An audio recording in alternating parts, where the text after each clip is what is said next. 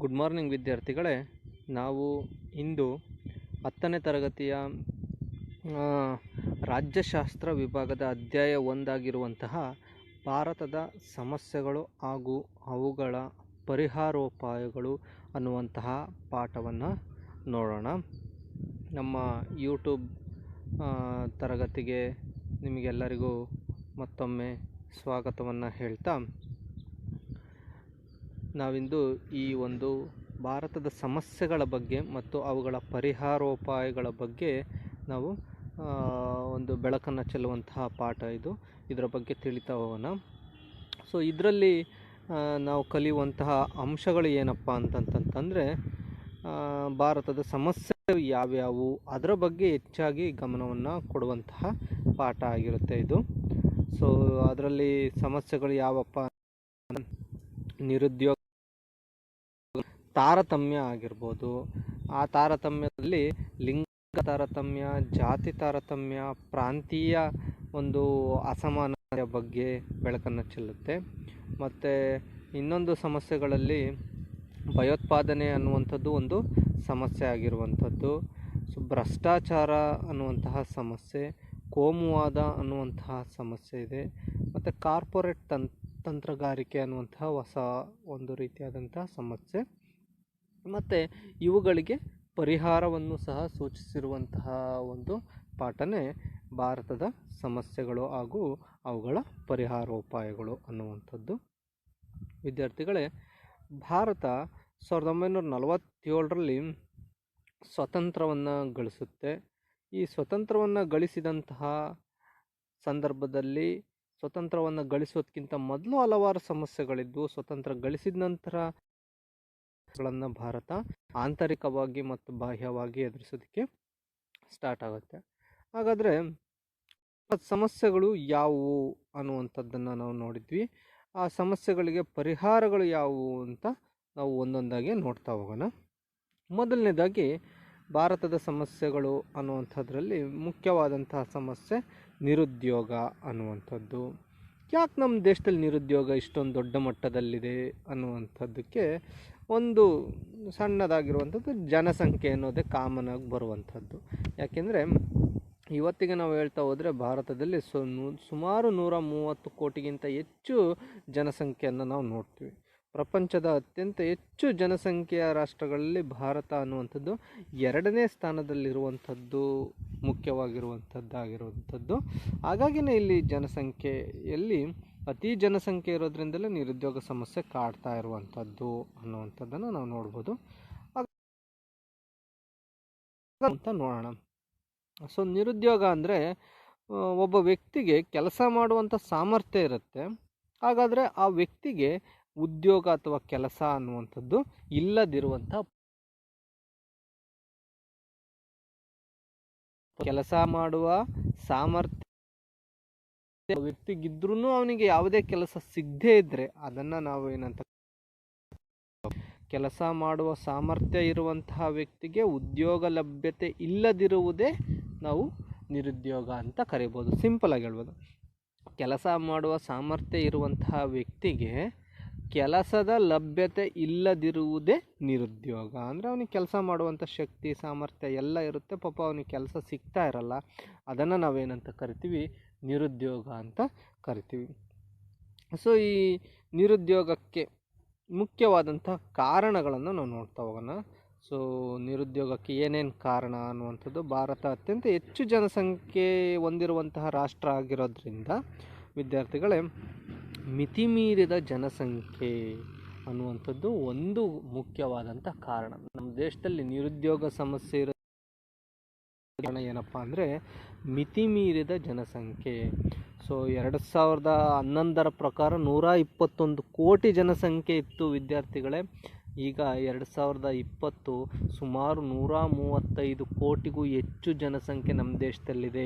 So ಇಂಥ ದೊಡ್ಡ ಪ್ರಮಾಣದಲ್ಲಿರುವಂತಹ ಜನಸಂಖ್ಯೆಗೆ ಕೆಲಸವನ್ನು ಒದಗಿಸುವಂತಹ, ಕೆಲಸದ ಲಭ್ಯತೆಯನ್ನು ಎಲ್ಲರಿಗೂ ಸಿಗುವಂತೆ ಮಾಡುವಂತಹ ಒಂದು ದೊಡ್ಡ ಜವಾಬ್ದಾರಿ ಇಲ್ಲಿನ ಸರ್ಕಾರಗಳಿಗಿರುವಂಥದ್ದು.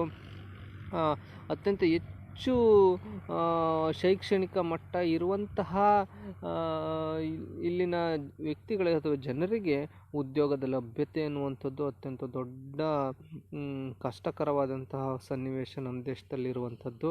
ಹಾಗಾಗಿ ಮಿತಿಮೀರಿದ ಜನಸಂಖ್ಯೆನೇ ಒಂದು ಮುಖ್ಯವಾದಂಥದ್ದು ನಿರುದ್ಯೋಗ ಸಮಸ್ಯೆಗೆ. ಸೊ ಭಾರಿ ಜನಸಂಖ್ಯೆ ಇರೋದ್ರಿಂದಲೇ ನಿರುದ್ಯೋಗ ಸಮಸ್ಯೆನೂ ಸಹ ದೊಡ್ಡ ಪ್ರಮಾಣದಲ್ಲಿ ಹೆಚ್ಚಾಗಿರುವಂಥದ್ದು. ಅದೊಂದು ಮುಖ್ಯವಾದಂಥದ್ದು. ಎರಡನೇ, ತಂತ್ರಜ್ಞಾನದ ಬಳಕೆ ಹೆಚ್ಚಾಗಿರೋದ್ರಿಂದ. ಸೊ ವಿದ್ಯಾರ್ಥಿಗಳೇ, ನಾವು ನೋಡೋದ್ರಂಗೆ ಇತ್ತೀಚಿನ ದಿನಗಳಲ್ಲಿ ತಂತ್ರಜ್ಞಾನ ಅನ್ನುವಂಥದ್ದು, ಯಂತ್ರಗಳು ಅನ್ನುವಂಥದ್ದು ಎಲ್ಲ ಮಾಡರ್ನ್ ಆಗಿರುವಂತಹ ಯಂತ್ರೋಪಕರಣಗಳು, ಮಿಷಿನರಿ ಯಂತ್ರಗಳೆಲ್ಲ ಕೆಲಸ ಮಾಡುವಂತಹ ಒಂದು ಸನ್ನಿವೇಶದಲ್ಲಿ ಜೀವನವನ್ನು ನಡೆಸ್ತಾ ಇದ್ದೀವಿ. ಅತಿ ಹೆಚ್ಚು ತಂತ್ರಜ್ಞಾನ, ಎಲ್ಲ ಕೆಲಸಗಳನ್ನು ಸಹ ತಂತ್ರಜ್ಞಾನದ ಸಹಾಯದಿಂದಲೇ ಮಾಡುವಂತಹ ಮುಖ್ಯವಾದಂತಹ ಒಂದು ಪರಿಸ್ಥಿತಿ ಇರೋದ್ರಿಂದ ಇತ್ತೀಚಿನ ದಿನಗಳಲ್ಲಿ ನಮಗೆ ನಿರುದ್ಯೋಗ ಸಮಸ್ಯೆ ಹೆಚ್ಚಾಗ್ತಾ ಇರುವಂಥದ್ದು. 10 ಜನ ಮಾಡುವಂಥ ಕೆಲಸನ ಒಂದೊಂದು ಯಂತ್ರಗಳು ಮಾಡುವಂತಹ ಒಂದು ಕಾಲದಲ್ಲಿರೋದ್ರಿಂದ ನಿರುದ್ಯೋಗವನ್ನು ಸೃಷ್ಟಿ ಮಾಡ್ತಾ ಇದೆ. ಸೊ ಕೃಷಿ ಕೆಲಸಗಳಲ್ಲಿ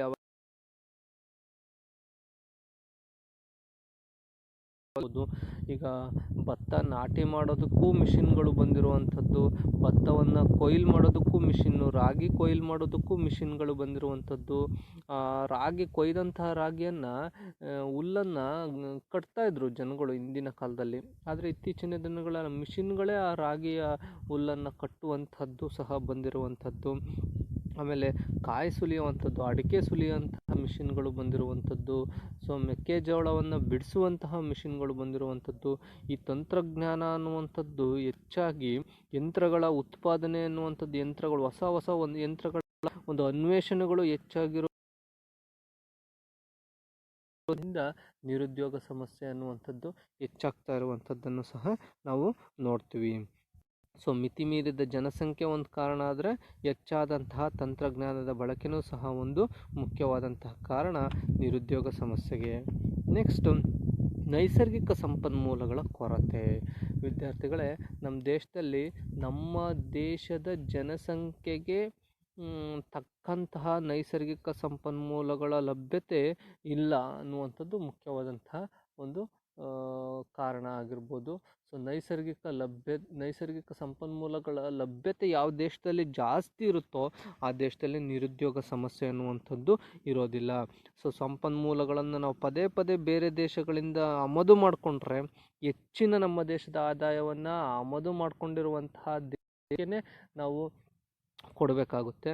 ಹಾಗಾಗಿ ನೈಸರ್ಗಿಕ ಸಂಪನ್ಮೂಲಗಳ ಕೊರತೆ ಇರೋದ್ರಿಂದ ನಿರುದ್ಯೋಗ ಸಮಸ್ಯೆಯೂ ಸಹ ಹೆಚ್ಚಾಗಿರುವಂಥದ್ದು. ಇನ್ನೊಂದು ಪ್ರಮುಖವಾದಂತಹ ಸಮಸ್ಯೆ ಏನಪ್ಪ ಅಂದರೆ, ನಿರುದ್ಯೋಗಕ್ಕೆ ಸ್ವತಂತ್ರ ಪೂರ್ವದಿಂದ ಮತ್ತು ಸ್ವತಂತ್ರ ನಂತರದಲ್ಲೂ ಸಹ ಕೃಷಿ ಮೇಲೆ ಅಧಿಕ ಅವಲಂಬನೆಯನ್ನು ನಮ್ಮ ದೇಶದಲ್ಲಿ ಇಟ್ಕೊಂಡಿದ್ದೀವಿ. ಸೊ ಕೃಷಿಯ ಮೇಲಿನ ಅತಿಯಾದಂತಹ ಅವಲಂಬನೆಯೂ ಸಹ ನಮ್ಮ ಈ ಒಂದು ನಿರುದ್ಯೋಗಕ್ಕೆ ಕಾರಣ. ಕೃಷಿಯನ್ನು ಬಿಟ್ಟು ಬೇರೆ ಉದ್ಯೋಗಕ್ಕೆ ಜನರು ಇತ್ತೀಚಿನ ದಿನಗಳಲ್ಲಿ ವಾಲ್ತಾ ಇರುವಂಥದ್ದನ್ನು ನಾವು ನೋಡ್ತೀವಿ. ಆದರೆ ಭಾರತದಲ್ಲಿ ಕೃಷಿನೇ ಒಂದು ದೊಡ್ಡ ಮಟ್ಟದ ಉದ್ಯೋಗ ಸೃಷ್ಟಿ ಮಾಡುವಂತಹ ಒಂದು ಕ್ಷೇತ್ರ ಆಗಿರೋದ್ರಿಂದ ಅದರ ಮೇಲೆ ಅಧಿಕವಾಗಿ ಅವಲಂಬನೆಯನ್ನು ಮಾಡಿರುವಂಥದ್ದನ್ನು ನಾವು ನೋಡ್ತೀವಿ. ಸೊ ಭೂಮಿಯನ್ನು ಉಳುಮೆ ಮಾಡೋದು ಅಥವಾ ಕೃಷಿ ವ್ಯವಸಾಯ ಮಾಡುವಂಥದ್ದನ್ನು ಹೆಚ್ಚು ಜನರು ಮಾಡ್ತಾ ಇರೋದ್ರಿಂದ ಈ ನಿರುದ್ಯೋಗ ಸಮಸ್ಯೆ ಅನ್ನುವಂಥದ್ದು ಹೆಚ್ಚಾಗ್ತಾ ಇರುವಂಥದ್ದು. ನೆಕ್ಸ್ಟು, ಗೃಹ ಕೈಗಾರಿಕೆಗಳ ನಾಶ ಅನ್ನುವಂಥದ್ದು.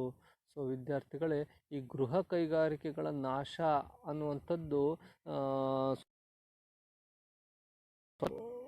ಇದಕ್ಕೆ ಅಡಿಪಾಯ ಹಾಕಿರುವಂಥದ್ದು. ಭಾರತ ಅಂದರೆ ಅವತ್ತಿನ ಕಾಲಕ್ಕೆ ಅತಿ ಹೆಚ್ಚು ಗೃಹ ಕೈಗಾರಿಕೆಗಳು ಅಥವಾ ಹೋಮ್ ಸ್ಕೇಲ್ ಇಂಡಸ್ಟ್ರಿ ಅಂತ ನಾವೇನು ಕರಿತೀವಿ, ಹ್ಯಾಂಡ್ ಮೇಡಲ್ಲಿ ಕೈಯಲ್ಲೇ ಮಾಡುವಂಥ ವಸ್ತುಗಳು, ಮನೆಯಲ್ಲೇ ಸಣ್ಣದಾಗಿ ತಯಾರಿಸುವಂತಹ ವಸ್ತುಗಳನ್ನು ಮನೆಯಲ್ಲೇ, ಅದನ್ನೇ ಮನೆ ಕೈಗಾರಿಕೆಗಳು ನಾಶ ಅಂತ ಕರಿತೀವಿ. ಆ ನಾಶದಿಂದ ಈ ಬ್ರಿಟಿಷರಿಂದಲೇ ಈ ಗೃಹ ಕೈಗಾರಿಕೆಗಳು ಹೆಚ್ಚಾಗಿ ನಾಶ ಆಗಿದ್ದು. ಸೊ 17-18ನೇ ಶತಮಾನದಲ್ಲಿ ಕೈಗಾರಿಕಾ ಕ್ರಾಂತಿ ಆಗುತ್ತೆ ಇಂಗ್ಲೆಂಡ್ನಲ್ಲಿ. ಆ ಕ್ರಾಂತಿಯಿಂದ ಅಲ್ಲಿ ಅತಿ ಅಲ್ಲಿನ ಅತ್ಯಂತ ಹೆಚ್ಚು ವಸ್ತುಗಳನ್ನು ಇಲ್ಲಿ ಆಮದು ಮಾಡಿಕೊಂಡು ಇಲ್ಲಿ ಮಾರೋದಕ್ಕೆ ಸ್ಟಾರ್ಟ್ ಇಲ್ಲಿ ವಸ್ತುಗಳು ಬೆಲೆಯನ್ನು ಕಳ್ಕೊಳ್ತವೆ. ಹಾಗಾಗಿ ಆವತ್ತಿನ ಕಾಲಕ್ಕೆ ನಿರುದ್ಯೋಗಿಗಳಾಗ್ತಾರೆ ಈ ಗೃಹ ಕೈಗಾರಿಕೆಯನ್ನು ಇಟ್ಕೊಂಡವರು. ಸೊ ಇವರು ಈ ಕೈಗಾರಿಕೆ ವಿರುದ್ಧವಾಗಿ ಪೈಪೋಟಿ ಮಾಡೋಕ್ಕಾಗ್ದಲೆ ವಸ್ತುಗಳು ಫೇಲ್ ಆಗಿ ಈ ವಸ್ತುಗಳನ್ನು ತಯಾರು ಮಾಡೋದನ್ನೇ ಉತ್ಪಾದನೆ ಮಾಡುವಂಥದ್ದನ್ನು ನಿಲ್ಲಿಸಿ ಅವರೆಲ್ಲ ನಿರುದ್ಯೋಗಿಗಳಾಗ್ತಾರೆ. ಇವತ್ತಿಗೂ ಸಹ ಹೋಮ್ ಸ್ಕೇಲ್ ಇಂಡಸ್ಟ್ರೀಸ್ ಅಥವಾ ಗೃಹ ಕೈಗಾರಿಕೆಗಳು ಭಾರತದಲ್ಲಿ ಹೆಚ್ಚಾಗಿ ಇಲ್ಲದೇ ಇರೋದು ಸಹ ನಿರುದ್ಯೋಗಕ್ಕೆ ಒಂದು ಪ್ರಮುಖವಾದಂಥ ಕಾರಣ ಆಗುತ್ತೆ. ನೆಕ್ಸ್ಟು ಕೌಶಲ್ಯ ಆಧಾರಿತ ಶಿಕ್ಷಣದ ಕೊರತೆ. ಸೊ ಭಾರತದಲ್ಲಿ ಕೌಶಲ್ಯ ಆಧಾರಿತ ಶಿಕ್ಷಣ ಹೆಚ್ಚಾಗಿ ದೊರಕದೇ ಇರೋದು ಸಹ ಮುಖ್ಯವಾಗಿ ಈ ಒಂದು ನಿರುದ್ಯೋಗಕ್ಕೆ ಒಂದು ಕಾರಣ ಆಗಿರುವಂಥದ್ದು. ಸೊ ಸ್ಕಿಲ್ಲನ್ನು ಹೇಳ್ಕೊಡ್ಬೇಕು, ಅದನ್ನು ಬಿಟ್ಟು ಬೇರೆ ಬೇರೆ ರೀತಿಯಾದಂಥ ಶಿಕ್ಷಣ ಪದ್ಧತಿ ಕೌಶಲ್ಯಗಳನ್ನು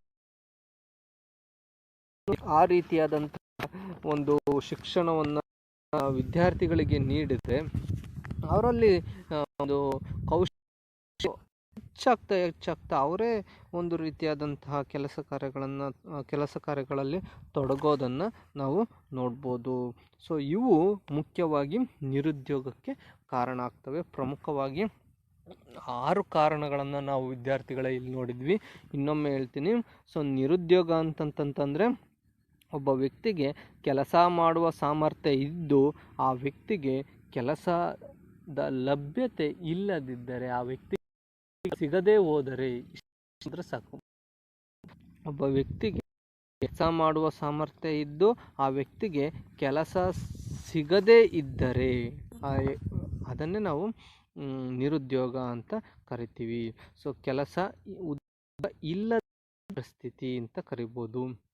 ಸೊ ಇದಕ್ಕೆ ಪ್ರಮುಖವಾದಂತಹ ಕಾರಣ ಏನು ಅನ್ನುವಂಥದ್ದನ್ನು ನಾವು ನೋಡೋಣ. ಸೊ ನಿರುದ್ಯೋಗಕ್ಕೆ ಪ್ರಮುಖವಾದಂತಹ ಕಾರಣ ಮೊದಲನೇದು ಮಿತಿಮೀರಿದ ಜನಸಂಖ್ಯೆ, ಎರಡನೇದು ಹೆಚ್ಚಾದ ತಂತ್ರಜ್ಞಾನ, ಮೂರನೇದು ನೈಸರ್ಗಿಕ ಸಂಪನ್ಮೂಲಗಳ ಕೊರತೆ, ನಾಲ್ಕನೇದು ಕೃಷಿ ಮೇಲೆ ಅತಿ ಅವಲಂಬನೆ ಆಗಿರುವಂಥದ್ದು, ಐದನೇದು ಗೃಹ ಕೈಗಾರಿಕೆಗಳ ನಾಶ, ಆರನೇದು ಕೌಶಲ್ಯ ಆಧಾರಿತ ಶಿಕ್ಷಣದ ಕೊರತೆ. ಈ ಪ್ರಮುಖವಾದಂಥವುಗಳು ನಿರುದ್ಯೋಗದ ಒಂದು ಸಮಸ್ಯೆಗೆ ಕಾರಣ ಆಗ್ತವೆ. ಈ ಕಾರಣಗಳಿಗೆ ಈ ಸಮಸ್ಯೆಯ ಅಥವಾ ಭಾರತದ ಈ ಅತಿ ದೊಡ್ಡ ಒಂದು ಸಮಸ್ಯೆ ಆಗಿರುವಂಥ ನಿರುದ್ಯೋಗ ಸಮಸ್ಯೆಗೆ ಪರಿಹಾರ, ಈಗ ಭಾರತದ ಪಾಠದ ಹೆಸರೇ ಇದೆ ಭಾರತದ ಸಮಸ್ಯೆಗಳು ಮತ್ತು ಅವುಗಳ ಸಮಸ್ಯೆಗಳನ್ನು ನೋಡೋದು, ಆ ಸಮಸ್ಯೆಗಳಿಗೆ ಕಾರಣವನ್ನು ತಿಳ್ಕೊಳೋದು, ಆ ಸಮಸ್ಯೆಗಳಿಗೆ ಪರಿಹಾರವನ್ನು ಸಹ ನೋಡುವಂಥದ್ದು ಈ ಪಾಠದ ಪ್ರಮುಖವಾಗಿರುವಂತಹ ಒಂದು ಅಂಶ ಆಗಿರೋದ್ರಿಂದ ನಾವು ಮುಂದಿನ ತರಗತಿಯಲ್ಲಿ ನಿರುದ್ಯೋಗ ಸಮಸ್ಯೆಯನ್ನು ಪರಿಹಾರ ಮಾಡೋದಕ್ಕೆ ಸರ್ಕಾರ ಯಾವ್ಯಾವ ರೀತಿ ಕಾರ್ಯಕ್ರಮಗಳನ್ನು ಹಾಕ್ಕೊಂಡಿದೆ, ಯಾವ್ಯಾವ ರೀತಿ ನಿರುದ್ಯೋಗವನ್ನು ಕಡಿಮೆ ಮಾಡ್ಬೋದು ಅನ್ನುವಂಥದ್ದನ್ನು ನಾವು ನೋಡೋಣ. ಸೊ ಇವತ್ತಿನ ತರಗತಿಗೆ ನಾನು ಧನ್ಯವಾದಗಳನ್ನು ಹೇಳ್ತಾ, ಈ ಒಂದು ಟಾಪಿಕ್ ನಿಮಗೆ ಅರ್ಥ ಆಗಿದೆ ಅಂತ ಅಂದ್ಕೊಳ್ತೀನಿ. ಸೊ ನಾವಿವತ್ತು ಭಾರತದ ಸಮಸ್ಯೆಗಳು ಹಾಗೂ ಪರಿಹಾರ ಉಪಾಯಗಳು ಅನ್ನುವಂಥ ಪಾಠದಲ್ಲಿ ನಿರುದ್ಯೋಗ ಅನ್ನುವಂಥದ್ದು ಭಾರತದ ಒಂದು ಸಮಸ್ಯೆ, ನಿರುದ್ಯೋಗ ಎಂದರೇನು, ಆ ನಿರುದ್ಯೋಗಕ್ಕೆ ಪ್ರಮುಖ ಕಾರಣಗಳು ಯಾವುವು, ಪ್ರಮುಖವಾಗಿ 6 ಕಾರಣಗಳನ್ನು ನಾವು ನೋಡಿದ್ವಿ. ಆ ಕಾರಣಗಳು ಯಾವುವು ಅಂತ ನೋಡಿದ್ವಿ. ನಾವು ಮುಂದಿನ ತರಗತಿಯಲ್ಲಿ ಈ ನಿರುದ್ಯೋಗ ಸಮಸ್ಯೆಯ ಪರಿಹಾರೋಪಾಯಗಳನ್ನು ನಾವು ನೋಡೋಣ. ಧನ್ಯವಾದಗಳು. ಎರಡನೇ ಭಾರತದ ಪ್ರಮುಖ ಸಮಸ್ಯೆ ಅಂದರೆ ಭ್ರಷ್ಟಾಚಾರ ಅಂತ. ವಿದ್ಯಾರ್ಥಿಗಳೇ, ನಿಮಗೆಲ್ಲ ಗೊತ್ತೇ ಇದೆ, ಭ್ರಷ್ಟಾಚಾರ ಅಂದ ತಕ್ಷಣ ಲಂಚ ಹೊಡೆಯೋದು ಅಂತ ಹೇಳ್ಬಿಡ್ತೀರ. ಸೊ ಅದೇ ಅರ್ಥದಲ್ಲೇ ಇಲ್ಲಿ ಬರುವಂಥದ್ದು. ಸೊ ಲಂಚ ಅಥವಾ ಇನ್ಯಾವುದೇ ಕ್ರಮದಿಂದ ಕಾನೂನು ಬಾಹಿರ ಕ್ರಮಕ್ಕೆ ಪ್ರಚೋದನೆಯನ್ನು ನೀಡುವಂಥದ್ದು. ಸೊ ಲಂಚವನ್ನು ಪಡೆದು ಕಾನೂನು ಬಾಹಿರ ಕೆಲಸಗಳನ್ನು ಮಾಡಿದ್ರೆ ಅದನ್ನು ನಾವೇನಂತ ಕರಿತೀವಿ, ಭ್ರಷ್ಟಾಚಾರ ಅಂತ ಕರಿತೀವಿ. ಕೆಲವು ಸರ್ಕಾರಿ ಉದ್ಯೋಗಿಗಳಾಗಿರ್ಬೋದು ಅಥವಾ ಕೆಲವು ಇಲಾಖೆಯಲ್ಲಿ ವರ್ಕ್ ಮಾಡ್ತಾ ಇರುವಂಥ ಉದ್ಯೋಗಿಗಳಾಗಿರ್ಬೋದು, ಕೆಲಸಕ್ಕೆ ತಕ್ಕಂತೆ ಅವರು ವೇತನವನ್ನು ಪಡಿತಾರೆ. ಆದ್ರೂ ಸಹ ಯಾವುದಾದ್ರೂ ವ್ಯಕ್ತಿಯ ಕೆಲಸವನ್ನು ನಾನು ಬೇಗ ಮಾಡ್ಕೊಂಡು ಅಲ್ಲಿ ಏನೇ ಫಾಲ್ಟ್ಗಳಿದ್ರೂ ಅದನ್ನು ನಾನು ಮರೆಮಾಚಿ ನಿಮ್ಮ ಕೆಲಸಗಳನ್ನು ಮಾಡಿಕೊಡ್ತೀನಿ ಅನ್ನುವಂತಹ ನಿಟ್ಟಿನಲ್ಲಿ ಹಣವನ್ನು, ಲಂಚದ ರೂಪದಲ್ಲಿ ಹಣವನ್ನು ಅಥವಾ ಪ್ರತಿಫಲವಾಗಿ ಇನ್ನೇನಾದರೂ ಪಡೆದು ನಿಮ್ಮ ಕೆಲಸವನ್ನು ಬೇಗ ಮಾಡಿಕೊಳ್ಳುವಂಥದ್ದು, ಆ ಲಂಚ ಪಡೆಯುವಂಥದ್ದೇ ಕಾನೂನು ಬಾಹಿರ ಕೆಲಸಕ್ಕೆ ಅಂತೀವಿ. ಇತ್ತೀಚಿನ ದಿನಗಳಲ್ಲಿ ಭ್ರಷ್ಟಾಚಾರ ಅನ್ನುವಂಥದ್ದು ಈ ಗ್ರಾಮ ಪಂಚಾಯತಿಯಿಂದ ಹಿಡಿದ್ಬಿಟ್ಟು ಪ್ರಧಾನಿ ಕಚೇರಿ ಇರುವಂತಹದ್ದು ಕೆಲವು ಸಂದರ್ಭಗಳಲ್ಲಿ ಟಿ ವಿಗಳಲ್ಲಿ ವಿದ್ಯಾರ್ಥಿಗಳೇ ನೋಡಿರ್ತೀರ ನೀವು. ಹಾಗಾದರೆ ನೆಕ್ಸ್ಟ್ ನಾವು ನೋಡೋಣ, ಈ ಭ್ರಷ್ಟಾಚಾರವನ್ನು ಕಡಿಮೆ ಮಾಡೋದಕ್ಕೆ ಅಥವಾ ಹೋಗಲಾಡಿಸೋದಕ್ಕೆ ಸರ್ಕಾರ ಕೈಗೊಂಡಂಥ ಕ್ರಮಗಳು ಯಾವುವು ಅನ್ನುವಂಥದ್ದು. ಸೊ ಮೊದಲನೇ ಕ್ರಮ ಏನಪ್ಪ ಅಂದರೆ ಲೋಕಪಾಲ ಅಥವಾ ಲೋಕಾಯುಕ್ತ ಅಂತಹ ಸಂಸ್ಥೆಗಳನ್ನು ಇದಕ್ಕೆ ಪೂರಕವಾಗಿ ಪೂರಕ ಶಕ್ತಿಯಾಗಿ ಒದಗಿಸಿರುವಂಥದ್ದು. ಸೊ ಲೋಕಪಾಲ, ಆಯುಕ್ತ ಅನ್ನುವಂತಹ ಒಂದು ಸಂಸ್ಥೆಗಳನ್ನು ಸರ್ಕಾರ ತೆಗೆದಿರುವಂಥದ್ದು. ನೆಕ್ಸ್ಟು ಎರಡನೇದೇನಪ್ಪ ಅಂದರೆ ಭ್ರಷ್ಟಾಚಾರವನ್ನು ಹೋಗಲಾಡಿಸೋದಕ್ಕೆ ಶಿಕ್ಷಣ ಸಹ ಪಾಲುದಾರರಾಗಿರ್ತವೆ. ಅದನ್ನು ಸಹ ಶಿಕ್ಷಣ ಸಂಸ್ಥೆಗಳು ಅಲ್ಲಿ ಬೆಳೀತಾ ಇರುವಂಥ ಮಕ್ಕಳಲ್ಲಿ ಭ್ರಷ್ಟಾಚಾರವನ್ನು ಹೋಗಲಾಡಿಸುವಂತಹ ನಿಟ್ಟಿನಲ್ಲಿ ಅವರಿಗೆ ಶಿಕ್ಷಣವನ್ನು ಕೊಡುವಂಥದ್ದು. ಆಮೇಲೆ ಸಾಮಾಜಿಕ ನಾಯಕರು ಸಹ ಈ ದಿಸೆಯಲ್ಲಿ ಕಾರ್ಯನಿರ್ವಹಿಸಬೇಕಾಗಿರುವಂಥದ್ದು. ಮತ್ತು ಪ್ರಮುಖವಾಗಿ ಈ ಸರ್ಕಾರಿ ಕಚೇರಿಗಳಲ್ಲಿ CC ಕ್ಯಾಮ್ರಾಗಳನ್ನು ಅಳವಡಿಸುವಂಥದ್ದು ಸಹ ಮುಖ್ಯವಾಗಿ ಈ ಭ್ರಷ್ಟಾಚಾರ ಹೋಗಲಾಡಿಸೋದಕ್ಕೆ ಒಂದು ಕ್ರಮ ಆಗಿರುತ್ತೆ. ಮತ್ತು ಕಚೇರಿಯ ಕಾರ್ಯನಿರ್ವಹಣೆಯ ವೇಗವನ್ನು ಹೆಚ್ಚಿಸುವಂಥದ್ದು.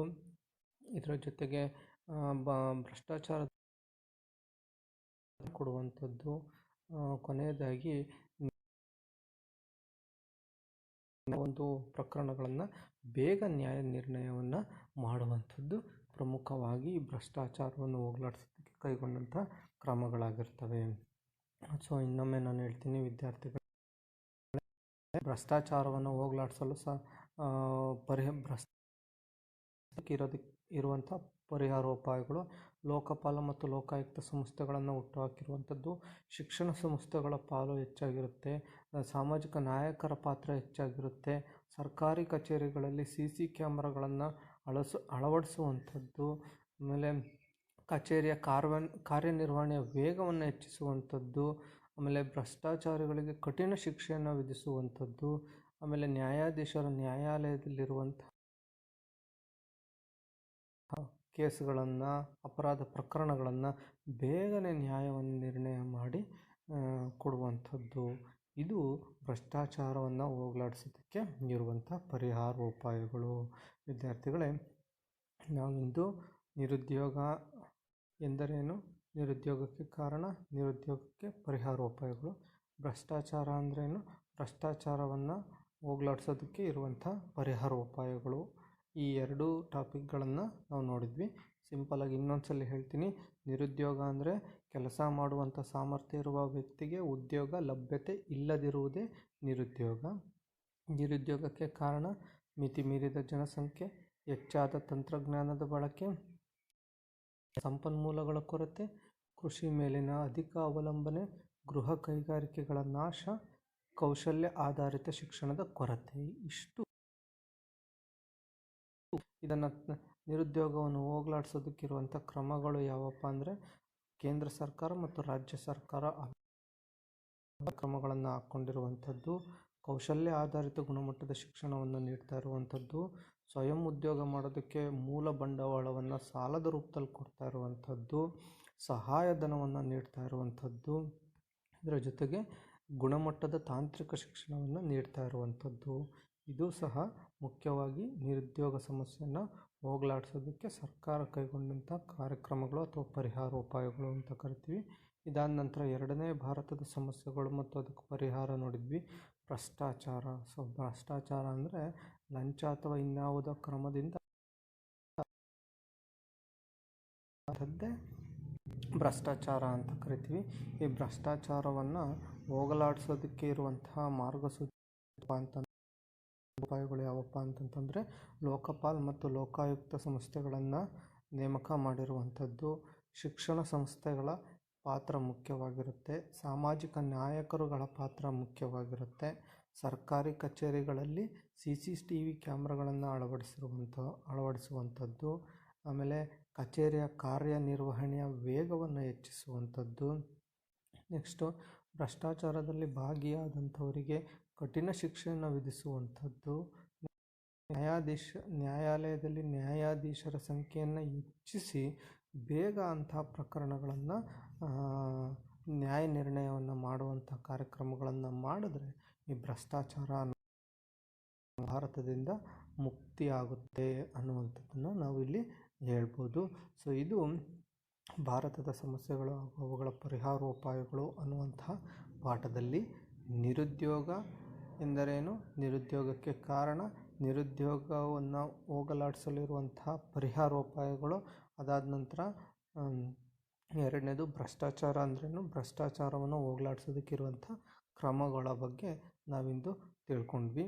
ಮುಂದಿನ ತರಗತಿಯಲ್ಲಿ ಭಾರತದ ಉಳಿದ ಸಮಸ್ಯೆಗಳಾದಂತಹ ತಾರತಮ್ಯ ಆಗಿರ್ಬೋದು, ಭಯೋತ್ಪಾದಕತೆ ಆಗಿರ್ಬೋದು, ಕೋಮುವಾದ ಆಗಿರ್ಬೋದು, ಕಾರ್ಪೊರೇಟ್ ತಂತ್ರಗಾರಿಕೆ ಆಗಿರ್ಬೋದು, ಈ ಟಾಪಿಕ್ಗಳ ಬಗ್ಗೆ ಬೆಳಕನ್ನು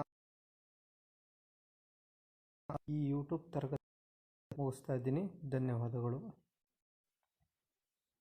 ಈ ತಾರತಮ್ಯ ಭಾರತದ ಅತ್ಯಂತ ದೊಡ್ಡ ಸಮಸ್ಯೆಗಳಲ್ಲಿ ಒಂದು ಸಮಸ್ಯೆ. ಆ ತಾರತಮ್ಯ ಅನ್ನುವಂತಹ ಸಮಸ್ಯೆಯ ಬಗ್ಗೆ ಒಂದು ಸ್ವಲ್ಪ ನೋಡೋಣ ಈ ತರಗತಿಯಲ್ಲಿ. ಸೊ ಈ ತಾರತಮ್ಯದಲ್ಲಿ ಮುಖ್ಯವಾಗಿ 3 ರೀತಿಗಳನ್ನು ನಾವು ನೋಡ್ತೀವಿ ನಮ್ಮ ದೇಶದಲ್ಲಿ. ಲಿಂಗ ತಾರತಮ್ಯ, ಸ್ತ್ರೀ ಅನ್ನುವಂಥದ್ದು, ಮತ್ತು ಜಾತಿ ತಾರತಮ್ಯ ಇರುವಂಥದ್ದು, ಮತ್ತು ಪ್ರಾಂತೀಯ ತಾರತಮ್ಯ. ಜಾತಿ ಪದ್ಧತಿ ಗೊತ್ತೇ ಇದೆ ನಿಮಗೆ. ಪ್ರಾಂತೀಯ ತಾರತಮ್ಯ ಅಂದರೆ ಕೆಲವು ಪ್ರದೇಶಗಳು ಅಭಿವೃದ್ಧಿ ಆಗದೇ ಇರುವಂಥ ಪ್ರದೇಶಗಳಾಗಿರ್ತವೆ, ಕೆಲವು ಪ್ರದೇಶಗಳು ಹೆಚ್ಚಾಗಿ ಅಭಿವೃದ್ಧಿಯನ್ನು ಹೊಂದಿರ್ತವೆ. ಸೊ ಈ ರೀತಿ ಅಭಿವೃದ್ಧಿಯ ಆಧಾರದಲ್ಲಿ ಪ್ರಾಂತೀಯ ತಾರತಮ್ಯವನ್ನು ನಾವು ನೋಡ್ಬೋದು ಇಲ್ಲಿ. ಮೊದಲನೇದಾಗಿ ಈ ಲಿಂಗ ತಾರತಮ್ಯ ಅನ್ನುವಂಥದ್ದನ್ನು ಸರ್ಕಾರ ಮುಖ್ಯವಾಗಿ ಪುರುಷ ಮತ್ತು ಮಹಿಳೆಯರ ನಡುವೆ ಇರುವಂತಹ ಅನೇಕ ಸಾಮಾಜಿಕ, ಆರ್ಥಿಕ ಮತ್ತು ರಾಜಕೀಯ ಭಿನ್ನತೆಗಳು ಇರ್ತವೆ. ಸೊ ಇವುಗಳನ್ನು ಲಿಂಗ ತಾರತಮ್ಯವನ್ನು ಭಾರತ ಸರ್ಕಾರ ಹೋಗಲಾಡಿಸೋ ಉದ್ದೇಶದಿಂದ ಮಹಿಳೆಯರಿಗೆ ಶೋಷಣೆ ಒಳಗಾಗ್ತಾ ಇರುವಂಥವ್ರು ಮಹಿಳೆಯರು. ಮಹಿಳೆಯರಿಗೆ ಶಿಕ್ಷಣ, ಉದ್ಯೋಗದಲ್ಲಿ ಮೀಸಲಾತಿ ಇರುವಂಥದ್ದನ್ನು ನಾವು ನೋಡ್ತೀವಿ. ಲಿಂಗ ತಾರತಮ್ಯವನ್ನು ಹೋಗಲಾಡಿಸೋದಕ್ಕೋಸ್ಕರ ಶಿಕ್ಷಣ ಮತ್ತು ಉದ್ಯೋಗದಲ್ಲಿ ಮೀಸಲಾತಿಯನ್ನು ನಾವು ನೋಡ್ತಾ ಇದ್ದೀವಿ. ಇತ್ತೀಚಿನ ದಿನಗಳಲ್ಲಿ ರಾಜಕೀಯದಲ್ಲಿ ನಾವು ಮೀಸಲಾತಿ ನೋಡ್ತೀವಿ. ಸ್ಥಳೀಯ ಸಂಸ್ಥೆಗಳ ಪ್ರಾತಿನಿಧಿತ್ವದಲ್ಲಿ 1/3ಗಿಂತ ಕಡಿಮೆ ಇಲ್ಲದಷ್ಟು ಸ್ಥಾನಗಳ ಮೀಸಲಾತಿಯನ್ನು ನೀಡಲಾಗಿದೆ. ಸೊ ಇವರಿಗೆ ಈ ರೀತಿಯಾದಂಥ ಸ್ಥಳೀಯ ಗ್ರಾಮ ಪಂಚಾಯತಿ ಆಗಿರ್ಬೋದು, ತಾಲೂಕು ಪಂಚಾಯತಿ ಆಗಿರ್ಬೋದು, ಜಿಲ್ಲಾ ಪಂಚಾಯತಿ ಆಗಿರ್ಬೋದು, ಎಲ್ಲ ಸ್ಥಳೀಯ ಚುನಾವಣೆಗಳಲ್ಲಿ ಇವರಿಗೆ 1/3 ಮೀಸಲಾತಿಯನ್ನು ರಾಜಕೀಯದಲ್ಲಿ ನೀಡಿರುವಂಥದ್ದು. ಸೊ ಮಹಿಳೆಯರು ಸಹ ರಾಜಕೀಯಕ್ಕೆ ಬರಬೇಕು ಅನ್ನುವಂಥದ್ದು ಮುಖ್ಯವಾಗಿರುವಂಥದ್ದು. ಅದರ ಜೊತೆಗೆ ಹಿಂದುಳಿದ ವರ್ಗಗಳಲ್ಲಿ ಮೀಸಲಿಟ್ಟಿರುವಂತಹ ಒಟ್ಟು ಸ್ಥಾನಗಳಲ್ಲಿ 50%ಕ್ಕಿಂತ ಕಡಿಮೆ ಇಲ್ಲದಷ್ಟು ಸ್ಥಾನಗಳನ್ನು ಕೊಡಬೇಕು ಅನ್ನುವಂಥದ್ದು ಸಹ ಈ ಲಿಂಗ ತಾರತಮ್ಯವನ್ನು ಹೋಗಲಾಡಿಸೋದಕ್ಕೆ ಸರ್ಕಾರ ಕೈಗೊಂಡಿರುವಂಥ ಕ್ರಮಗಳಾಗಿರುವಂಥದ್ದನ್ನು ನಾವು ನೋಡ್ತೀವಿ. ಅದೇ ರೀತಿ ಈ ಜಾತಿ ಆಧಾರಿತ ತಾರತಮ್ಯವನ್ನು ಸಹ ಭಾರತದ ಒಂದು ಸಮಸ್ಯೆಗಳಲ್ಲಿ ಮುಖ್ಯವಾಗಿರುವಂಥದ್ದು. ಇದು ಪುರಾತನವಾಗಿರುವಂತಹ ಒಂದು ಸಮಸ್ಯೆ ಆದ್ರೂ ಸಹ ಅದನ್ನು ಹೋಗಲಾಡಿಸಲು ನಾವು ನೋಡ್ತೀವಿ. ಸಾಮಾಜಿಕ ಸ್ತರವಿನ್ಯಾಸದಲ್ಲೇ ನಾವು ನೋಡ್ಬೋದು. ಜಾತಿ ವ್ಯವಸ್ಥೆ, ಸಾಮಾಜಿಕವಾಗಿ ಸ್ತರವಿನ್ಯಾಸ ಯಾವ ರೀತಿ ಇದೆ, ಅದನ್ನು ಸರ್ಕಾರ ಏನೇನು ಕ್ರಮಗಳನ್ನು ಕೈಗೊಂಡಿದೆ ಅನ್ನುವಂಥದ್ದು ಅಲ್ಲೊಂದು ಮುಖ್ಯವಾದಂಥ ಪ್ರಶ್ನೆ ಬರುತ್ತೆ.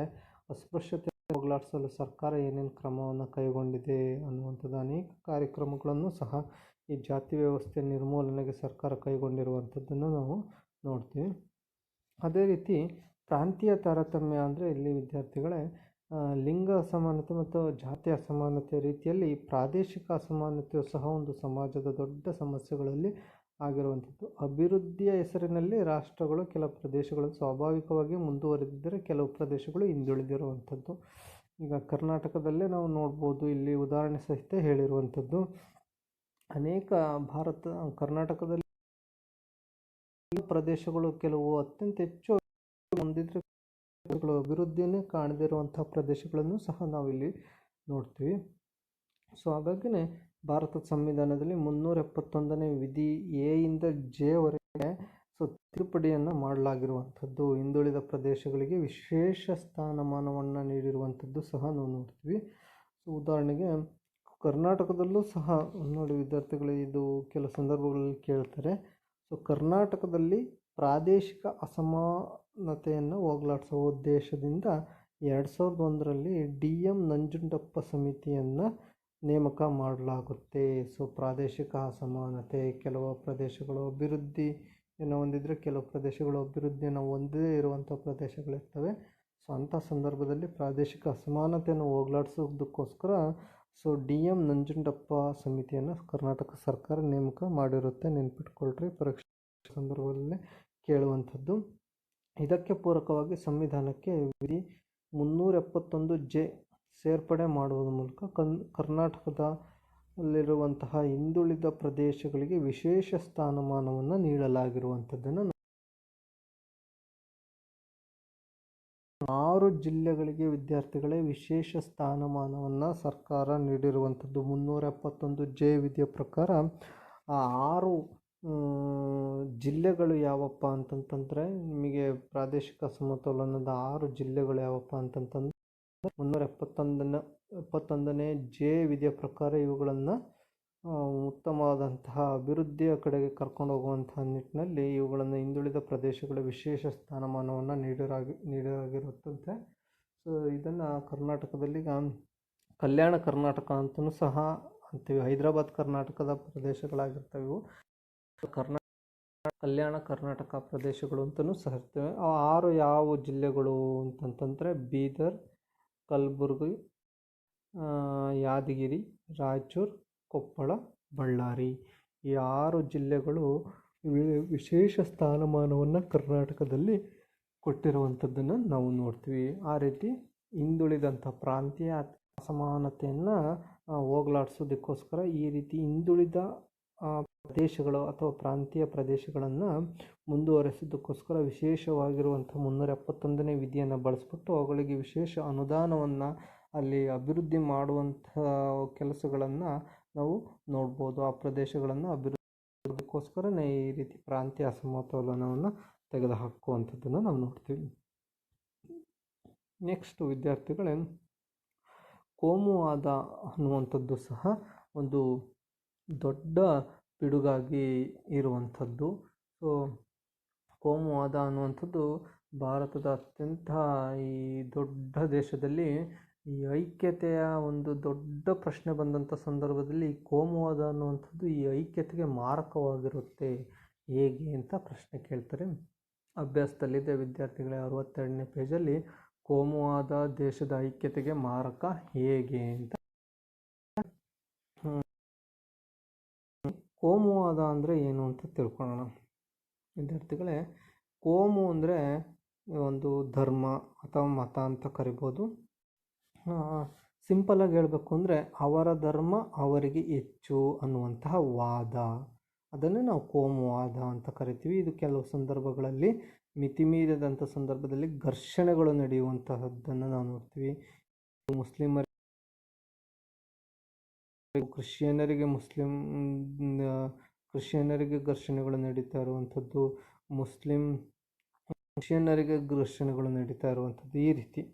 ಸೊ ಇಲ್ಲಿ ಪರೀಕ್ಷಾ ದೃಷ್ಟಿಯಲ್ಲಿ ಈ ರೀತಿಯಾದಂಥ ಪ್ರಶ್ನೆಗಳು 2 ಅಂಕ ಕೇಳ್ಬೋದು. ಕೋಮುವಾದ ಅನ್ನುವಂಥದ್ದು ದೇಶದ ಐಕ್ಯತೆಗೆ ಮಾರಕ ಹೇಗೆ ಅಂತ ಕೇಳ್ತಾರೆ. ಸೊ ನೋಡೋಣ ಈಗ ಕೋಮುವಾದ ಅಂದ್ರೇನು, ಐಕ್ಯತೆಗೆ ಯಾವ ರೀತಿ ಮಾರಕ ಆಗಿರುತ್ತೆ ಅಂತ.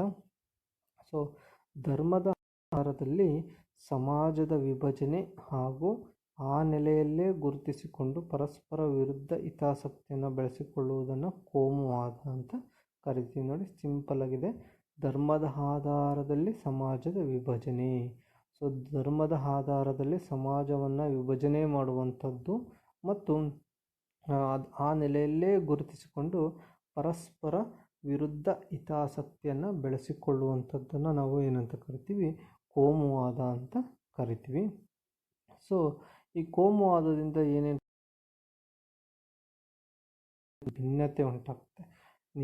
ಈ ಸಮಾಜದವರೇ ಬೇರೆ, ಈ ಸಮಾಜದವರೇ ಬೇರೆ, ಭಿನ್ನತೆ ಬೇರೆ ಬೇರೆಯಾಗಿರುವಂಥ ಭಿನ್ನತೆಗಳು ಕಾಣ್ತವೆ.